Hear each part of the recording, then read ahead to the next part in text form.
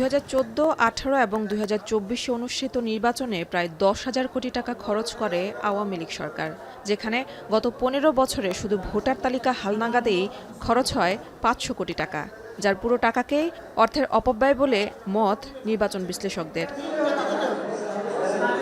এবার অন্তর্বর্তী সরকার গঠিত স্থানীয় সরকার সংস্কার বিষয়ক কমিশন থেকেও দেয়া হলো সেই অপব্যয়ের তথ্য।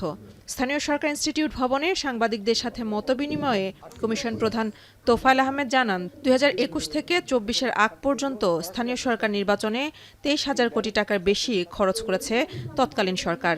ইলেকশন কমিশনের রেকর্ডে দেখাচ্ছে 23,000 কোটি টাকা খরচ হয়েছে, আরও কিছু বেশি, আমি রাউন্ড করে বললাম 23,000 কোটি টাকা। এটা যদি একসাথে ইলেকশন করেন, একই দিনে ইলেকশন করেন, একই শিডিউল ইলেকশন করেন, স্ট্যাগার্ড করবেন, হয়তো এই ডিভিশন করলেন একদিন, দুই ডিভিশন একদিন, স্ট্যাগার্ড করলেও 600 কোটি টাকার মধ্যে করা সম্ভব। সভায় তোফায়েল আহমেদ বলেন, অন্তর্বর্তী সরকারের আমলে জাতীয় নির্বাচনের আগে স্থানীয় সরকার নির্বাচনের সুপারিশ দিয়েছেন জনপ্রতিনিধি ও সর্বসাধারণ।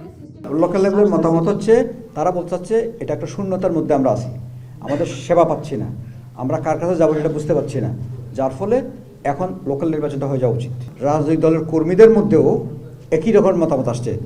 তিনি আরও বলেন, স্থানীয় সরকারের প্রতিষ্ঠান ও জনপ্রতিনিধিদের কাজের উপর সংসদ সদস্যরা যাতে অযাচিত হস্তক্ষেপ ও নিয়ন্ত্রণ করতে না পারে সে বিষয়ে সুপারিশ করবে সংস্কার কমিশন।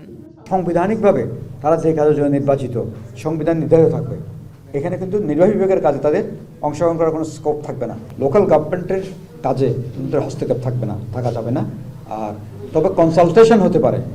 এদিকে স্থানীয় সরকার নির্বাচন দলীয় প্রতীকে না করে একীভূত আইনে সংসদীয় পদ্ধতিতে করার সুপারিশ করা হবে বলেও জানান কমিশন প্রধান।